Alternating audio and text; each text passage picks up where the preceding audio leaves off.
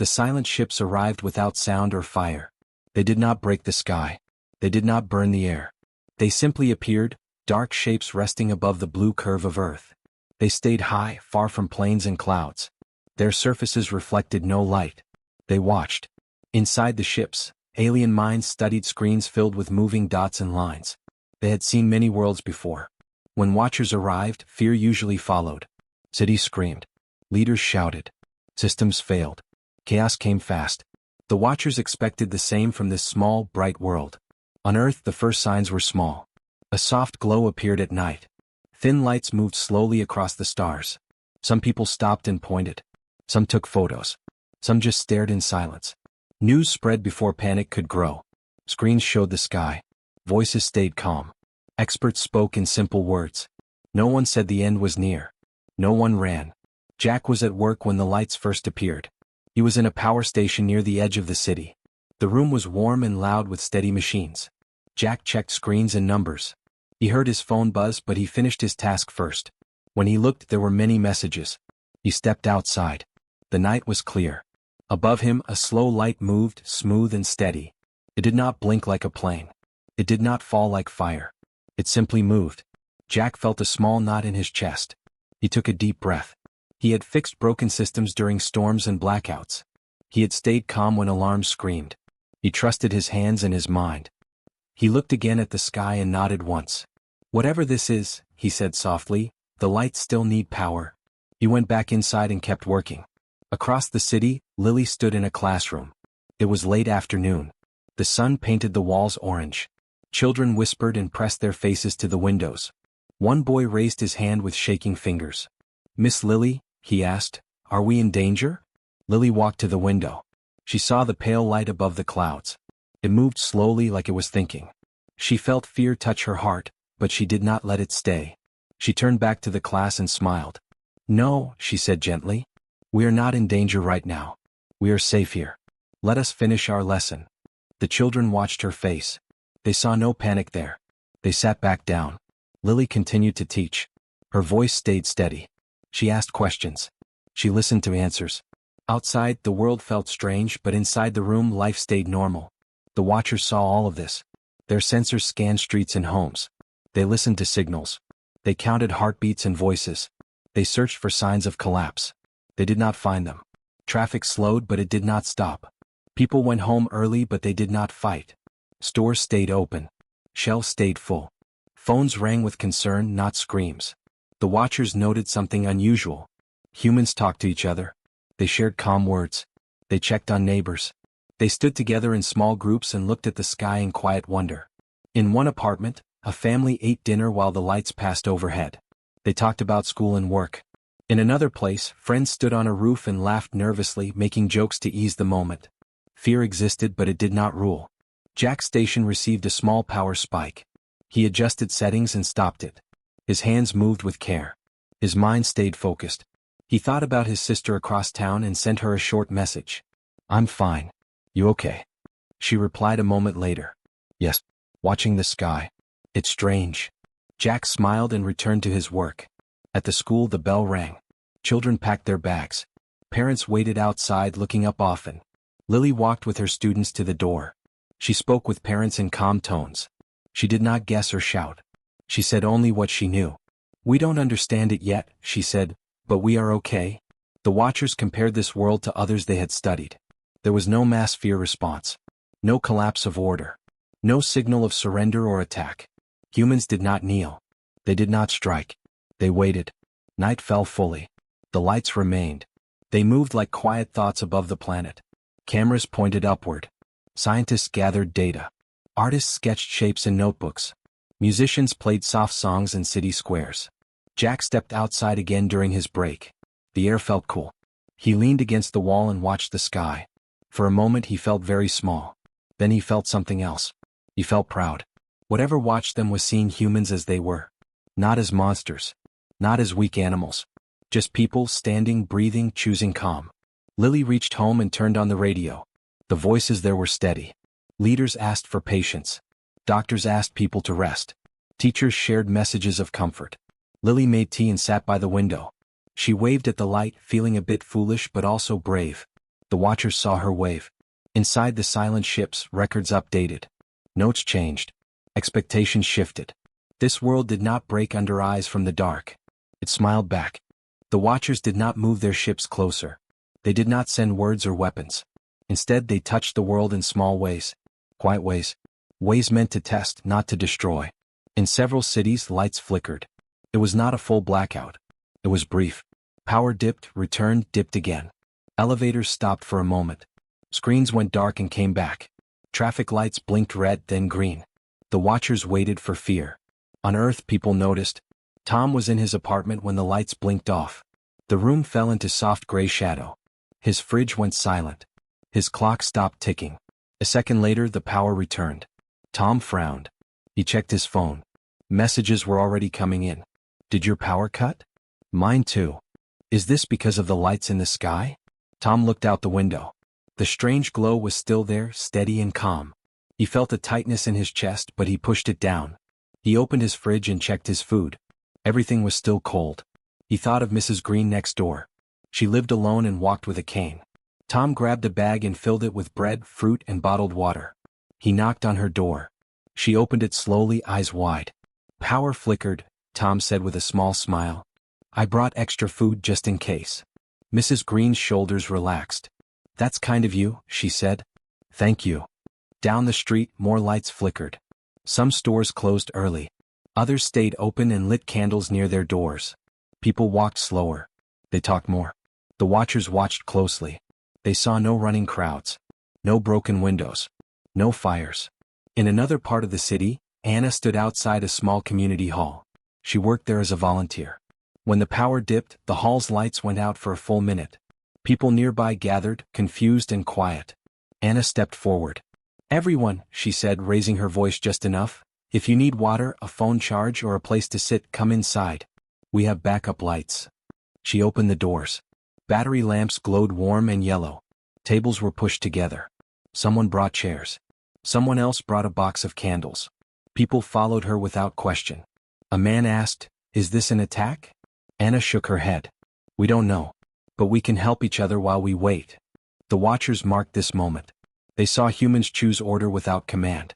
In the skies, the alien systems adjusted. A second test began. In another city, power flickered longer. Trains slowed. Signals paused. Again, the watchers waited for panic. Instead, people helped strangers off trains. Drivers waved others through dark crossings. Someone stood in the road with a flashlight, guiding cars. Tom left Mrs. Green's apartment and knocked on more doors. A young couple needed candles. A father needed batteries for a radio. Tom shared what he had. Stay calm, he said again and again. We're okay. His voice surprised even him. At the community hall, Anna made lists. Who needed medicine? Who needed a ride? Who had extra supplies? People wrote names without fear. Trust moved between them like quiet energy. A child asked, "Are the sky lights watching us?" Anna knelt down. Maybe, she said honestly. Is that bad? Anna thought for a moment. Not if we show them who we really are. The watchers recorded her words. They analyzed human tone, body language, heart rates. Stress was present but not overwhelming. Cooperation rose instead of falling. In one control room high above Earth, an alien observer paused. It reviewed the data twice. This reaction is unusual, it signaled to the others. On Earth, the power returned fully in some places. Cheers rose. Not loud, not wild, but thankful. People clapped from windows. Some waved at the sky. Tom sat on the steps outside his building. Mrs. Green joined him, wrapped in a blanket. They shared an apple and watched the lights above. I've lived a long time, she said. Never seen anything like this. Tom nodded. Me neither. Are you afraid? Tom thought. A little, he said. But I feel steady. At the hall, Anna checked her watch. Power came back with a soft hum. Phones buzzed as signals returned. People smiled at each other like they had shared something important. No one rushed to leave. The watchers saw that too. They compared notes from past worlds. Most broke at this stage. Fear spread faster than darkness. Leaders lost control. Violence followed. Here humans slowed down. They shared. They smiled. The watchers adjusted their records. This species did not fall apart under gentle pressure. It pulled together. In the sky, the lights shifted slightly like eyes blinking. On the ground, Tom stood and stretched. He helped Mrs. Green back inside. Anna locked the hall and wrote a short report for the city council. Above them all, unseen minds recorded a single word, marked with surprise. Resilient. The watchers changed their method. They did not touch power or machines this time. They did not dim lights or slow trains. Instead, the sky itself became their message. One night, soft shapes appeared above the clouds. They were not letters. They were not numbers. They were slow, glowing symbols. Circles opened and closed. Lines crossed and separated. Shapes turned, then faded, then returned. People stopped and stared. Phones lifted. Cameras rolled. Screens filled with questions. What does it mean? Is it a warning? Is it a map? No clear answer came. The watchers waited. In other worlds, this was the moment when fear turned sharp. Unknown symbols often caused panic. People imagined threats. They attacked each other before being attacked. On Earth, something different happened. Ben stood on a rooftop with a small group of neighbors. He worked as a sign painter. He knew shapes. He knew how images spoke without words. As he watched the sky, he felt a strange calm. "They're trying to talk," he said. Clara stood beside him. She was an art student. She carried a sketchbook everywhere. She was already drawing the shapes as they moved. "They're asking," she said softly. "Not telling." Below them, music drifted from an open window. Someone was playing a slow tune on a guitar. It matched the pace of the glowing symbols above. The watchers noticed sound patterns change. Ben looked at Clara. "If they can see us," he said, "maybe we can answer." Clara's eyes lit up. "With what?" Ben smiled. "What we are good at." The next morning, people gathered in parks and open spaces. Artists brought paint. Musicians brought instruments. Engineers brought lights. No leader ordered it. No message told them to go. They simply came. In one wide square, Ben and Clara spread a large white sheet across the ground. Ben mixed paint. Clara climbed a small ladder and began to draw. She painted a simple word in clear letters. Welcome. Around it she added open hands. Not reaching. Not closed.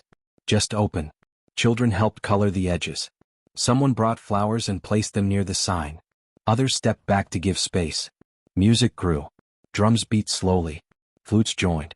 Voices hummed without words. The sounds rose together, calm and steady, reaching up into the open sky. The watchers focused their sensors. They saw faces turned upward. They saw no weapons. They saw no shields. They saw hands raised, palms out. In another city, lights blinked in patterns that matched the sky symbols.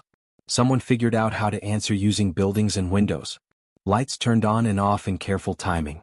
In another place, dancers moved in circles, copying the shapes above. The watchers compared this to their records.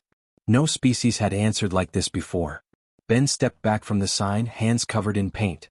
"You felt tired but good." Clara sat on the ground, smiling, her face smudged with color. "Do you think they understand?" she asked. Ben looked up. The symbols in the sky shifted. One shape slowed, then mirrored the open hands below. "I think," Ben said, "they're listening." Fear still lived in quiet corners. Some people stayed inside. Some watched from behind curtains. But even there, panic did not grow. News channels showed the art, not the fear. Commentators spoke softly. Scientists shared theories without shouting. The watchers noted heart rates. They fell, not rose. Inside the silent ships, alien minds adjusted their models. Humans were not acting as prey. They were not acting as rivals. They were acting as hosts. As night deepened, the symbols dimmed. The sky returned to normal stars. People stayed a while longer, talking quietly, sharing food, sharing stories. Ben rolled up the painted sheet carefully. "We should leave it out tomorrow," he said. Clara nodded. "Yes. Let them see it again." As they packed up, a soft glow returned briefly to the clouds. Not a symbol. Just light. A response. People waved. Some laughed softly. Some cried without knowing why. The watchers recorded the final images of the test. Calm faces. Open hands. Art instead of fear. One observer paused longer than the others, watching the painted word on the ground. Welcome. It marked the record with a new note. This species answers the unknown with meaning. Above Earth, the ships remained silent. But they were no longer distant. They were paying attention. The watchers moved from wide views to close ones. They no longer studied only cities and lights. They focused on small actions. Short moments. Quiet choices. They wanted to see what humans did when no voice spoke from the sky. No command. No threat. No promise. Nothing came from space. No orders. No warnings. No answers. On Earth, people waited for a sign that never arrived. Then they stopped waiting. In one town, a strong wind knocked branches onto the main road. Cars slowed. For a short time, traffic stopped. No sirens came. No officials arrived. People stepped out of their cars. Two men lifted a branch together. A woman dragged smaller pieces aside. Someone used a phone light to guide others. In minutes, the road was clear. Drivers waved and moved on. The watchers recorded it. In another place, power stayed low in several buildings. Elevators were shut down. Some halls were dark. People carried bags and children up the stairs. No one shouted. No one pushed. Lights slowly returned. Miles stood in a small utility room behind a grocery store. A generator had failed during the earlier tests. The power was back, but the backup system was still weak. If it failed again, food would spoil. Miles wiped his hands on a cloth and leaned close to the machine. He listened carefully. He had worked with engines since he was young. He trusted sound more than screens. That's not right, he said to himself. He opened the side panel and adjusted a loose part. The generator coughed, then settled into a smooth hum. Outside, Eva arrived with 2 large bottles of water. She worked with a local aid group. She had heard the store's cooling system was at risk. I brought water for the workers, she said. Miles smiled when he saw her. Perfect timing. They shared the water with the staff. Someone brought cups. They stood together in the back, listening to the steady machine. Strange days, Eva said. Miles nodded. But people are holding up. Eva looked around. They are choosing to. The watchers focused on their faces. There was no forced calm. No blank shock. The smiles were small but real. In neighborhoods, people checked on each other without being asked. Someone fixed a broken fence. Someone else cooked extra food. Children played in the street while adults watched the sky with quiet eyes. No leader told them to do this. The watchers noticed that too. In other worlds, beings waited for instruction. When it did not come, fear filled the space. Disorder followed. Here, humans filled the space with care. In one city square, a light pole flickered again. Before anyone complained, a group gathered. Someone held the pole steady. Another adjusted a wire. The light came back on. Applause broke out. Short and soft. The watchers adjusted their models again. Miles finished securing the generator. He closed the panel and stood up slowly. His back ached. His hands were dirty. He felt useful. Eva handed him another cup of water. Thank you, she said. We all are, Miles replied. They stepped outside. The sky was clear.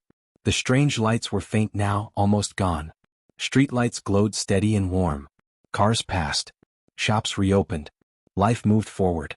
Above, the watchers zoomed in on faces across the planet. They saw tired eyes. They saw worry. But they also saw something else. Balance. Humans were not fearless. They were not blind. They were aware and still kind. In a quiet log inside one of the ships, an observer paused on a single frame. It showed Miles tightening a bolt while Eva offered water. No words. Just action. The observer marked it as important. Behavior continues without guidance, the record noted. Cooperation is chosen. Night deepened. Streets grew calm. Homes filled with soft light and low voices. People rested, ready for whatever came next. Above them, alien eyes watched closely. And what they saw were steady smiles, still there even when no one was watching. The watchers gathered their records. They reviewed every test, every reaction, every quiet moment they had observed. They replayed scenes from cities, towns, and small villages. They listened again to voices. They studied faces. They measured fear, stress, and choice. Fear was there, but it did not rule. Again and again the same pattern appeared. When pressure came, humans turned toward each other. When no order arrived, they acted anyway. When the unknown looked down on them, they did not hide who they were. Unity rose where chaos was expected. Inside the silent ships, the watchers reached a shared decision. It was not loud. It was not sudden. It felt clear, like the end of a long question. Earth was marked. Where? Peaceful. Stable under watch. No further tests were needed. Above the planet, the ships began to move. There was no sound. No fire. No bright display. They pulled away slowly, like a tide going out. One by one, the dark shapes faded into the wide black of space. On Earth, no alarm announced their departure. People noticed in small ways. A woman walking her dog looked up and frowned. The lights are gone, she said. A man on a night shift checked the sky during a break. He stood still for a moment, then nodded. They're leaving, he said quietly. Word spread, calm and steady. Phones buzzed. Screens updated. No cheering filled the streets. No fear followed behind. Instead, people waited. Night passed gently. Cities slept. Lights stayed on. Machines hummed. Homes were warm. At the edge of the city, Miles locked the utility room and stretched his sore shoulders. He looked up once more. The sky was empty and clear. Eva stood beside him. Do you think that's it? She asked. Miles thought for a moment. I think, he said, they saw what they came to see. Eva smiled. In another part of the city, Ben and Clara returned to the square. The painted sign still rested there, protected by a simple cover. Clara touched the edge of the cloth. Should we keep it? She asked. Ben shook his head. Let it stay. Even if they're gone. They left it where it was. As the first light of morning touched the sky, people began to wake. Sunrise spread slowly, soft gold over rooftops and streets. Birds returned to their songs. The world felt normal again but not unchanged. Jack finished his shift and stepped outside. He watched the sun rise between buildings. He felt tired but light. His phone buzzed with a message from his sister. Looks like it's over, she wrote. Jack typed back. We did okay. At the school, Lily stood by a window as sunlight filled the classroom. She prepared the day's lesson. Children arrived, talking about the sky, about the lights that were no longer there. Did they really see us? One child asked. Lily smiled. Yes, she said. And they saw us at our best. Across the world, similar moments unfolded. People paused during breakfast. Workers stopped on bridges. Farmers stood in fields. They looked up at the quiet sky and smiled. Not because they had won, but because they had been true. Far beyond Earth, the watchers completed their final record. One observer hesitated before closing the file. It replayed one last image. Humans at sunrise, faces calm, eyes lifted, hands relaxed. No fear. No threat. Just understanding. The file closed. The ships vanished into the dark, carrying a simple truth across the stars. This world did not need to be ruled. It did not need to be broken. It only needed to be seen. On Earth, the sun climbed higher. Life moved forward. People smiled, knowing they had been watched, and understood.